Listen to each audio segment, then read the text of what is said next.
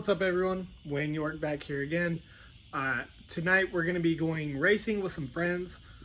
I'm probably not going to be doing too much. We may do some roll races since I'm still on street tires, but a lot of those guys will be on a drag setup or at least just the rear tire. So I'm going to be getting some videos of them later on tonight. But before that, I had a couple things to do with my car. It's been running hot again the last few days. Basically, the thermostat I put in before was a 180 degree, and it was running really good for the first 3 weeks or so. It was staying at like the coolant temperature would be like 185 to 190 max if I was driving it a while, getting into it and everything. And the last few days, again, it's starting to stick. I'm sitting there watching it, and it's creeping up. The coolant temperature is getting up to like 220, even as high as 230 if I'm getting into the car at all, which obviously not good. So I didn't want it to be an issue again and cause it to actually start overheating again. So I'm gonna order a more expensive one. The one I had in there was like 20 bucks from AutoZone. I went ahead and got a new one to swap in just temporarily. I'm gonna take it back and get a refund once a new one comes in that I'm gonna order online. I'm gonna get one from a company called Mishimoto. They make a lot of the cooling stuff for vehicles. So I'm just going to go ahead and fork out that. It's only like $40 for the nicer quality one. So I'm going to go ahead and swap that out. Hopefully it shouldn't give me any issues, but it'll be just a temporary fix for now. I'm letting the car cool off. Got the hood popped up. So before that, I'm going to go ahead and knock out a wheel speed sensor. I went and got the car scanned. I've had the ABS light on and traction control light on the last few days. It's been like really intermittent. If I hit a bump or something, it'll cut on, cut off sometimes, but it's been like probably a week now it's been off and on. So I'm just gonna go ahead and swap it out. I think it just got some water up in it or something. It's starting to cut out on me, but basically it disables traction control on the car and also disables the launch mode and all that. So even if I do some racing tonight, I won't be able to use any of that. So I wanted to go ahead and get it fixed. Plus it just needs to be fixed either way. I also ended up getting in a Fastman ported throttle body. So I'll be showing that, what it looks like compared to the stock one. After I do the wheel speed sensor, I'm about to get the car up on jacks, knock that out while it's cooling off. Then I'll be doing the thermostat throttle body and removing the passenger seat for tonight. Alright guys, so I went ahead and removed the stock throttle body off the car. I loosened the clamps enough to get the tube from the air filter intake out of the way. That's just a 8mm. And then for the actual throttle body itself, it's just 4 of these bolts, which are also 8mm. And it comes right out of there. Here is the new Fastman throttle body I got, which is just a OEM stock one ported out to 84mm. And they put a new plate. Here are the instructions that came with the new one.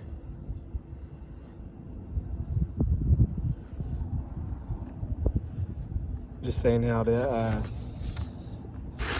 let the system learn. The new one here is the Fastman throttle body.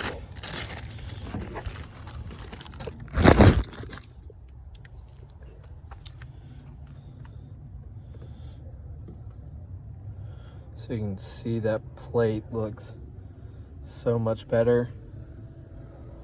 Also, that is way thinner where he bored it out compared to that stock. See the reverse side.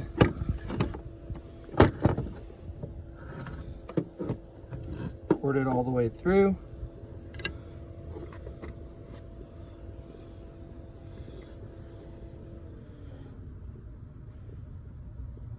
Still looks better even on that back side. So I'm about to throw this new one in, and then while I'm here, I'm gonna go ahead and replace that thermostat. I got the new 180 degree, just two 13mm bolts. I'm not going to record that. I've already shown it before in a previous video, so check that out. And I'm going to get the car back together. I just replaced the wheel speed sensor on the rear.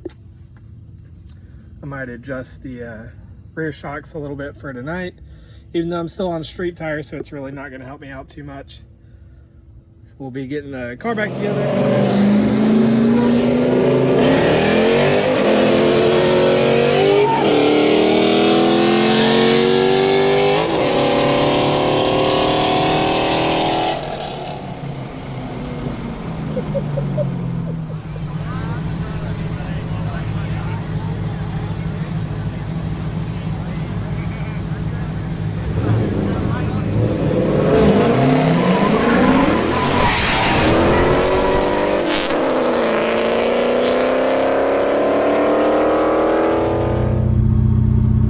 So I'm on the way home.